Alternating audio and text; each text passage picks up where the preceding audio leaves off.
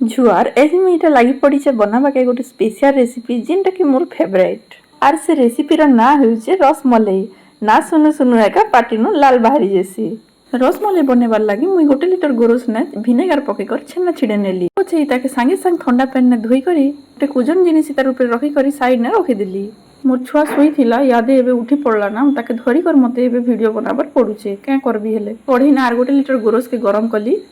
और इतने चीनी और इलायची पाउडर पके करी तार राबड़ी बने नेली। छेना भी रेडी हो जाइतिला ना इतने 1 चामच मैदा और 1 पिंच बेकिंग पाउडर दी करी भल से ताके चटकी नेली पूरा पूरी चिकन करी 5-10 मिनट चटकी सारला परे